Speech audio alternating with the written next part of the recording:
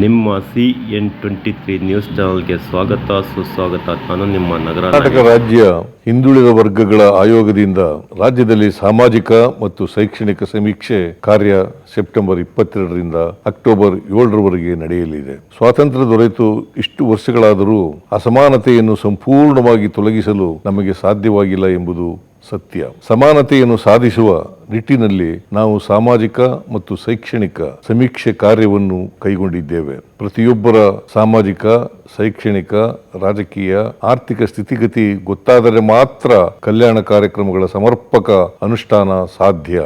ರಾಜ್ಯದಲ್ಲಿ ಸುಮಾರು 7 ಕೋಟಿ ಜನಸಂಖ್ಯೆ ಇದ್ದು 2 ಕೋಟಿಯಷ್ಟು ಕುಟುಂಬಗಳಿವೆ. ಇವರೆಲ್ಲರಿಗೂ ಸಮಾನ ಅವಕಾಶ ಒದಗಿಸುವುದು ನನ್ನ ಮತ್ತು ನಮ್ಮ ಸರ್ಕಾರದ ಬದ್ಧತೆಯಾಗಿದೆ. ಈ ಹಿನ್ನೆಲೆಯಲ್ಲಿ ರಾಜ್ಯದ 7 ಕೋಟಿ ಜನರ ಸಾಮಾಜಿಕ, ಶೈಕ್ಷಣಿಕ ಪರಿಸ್ಥಿತಿಯನ್ನು ತಿಳಿದುಕೊಳ್ಳುವ ಉದ್ದೇಶದಿಂದ ಆಯೋಗ ಅತ್ಯಂತ ವೈಜ್ಞಾನಿಕವಾಗಿ ಯಾವುದೇ ಲೋಪವಾಗದಂತೆ ಸಮೀಕ್ಷೆ ಕಾರ್ಯ ನಡೆಸಲಿದೆ. ಸಮೀಕ್ಷೆ ಯಶಸ್ವಿಯಾಗಬೇಕಾದರೆ ನಿಮ್ಮೆಲ್ಲರ ಸಹಕಾರ ಅಗತ್ಯವಿದೆ. ಪ್ರತಿಯೊಬ್ಬರೂ ಸಮೀಕ್ಷೆಯಲ್ಲಿ ಪಾಲ್ಗೊಳ್ಳಬೇಕು.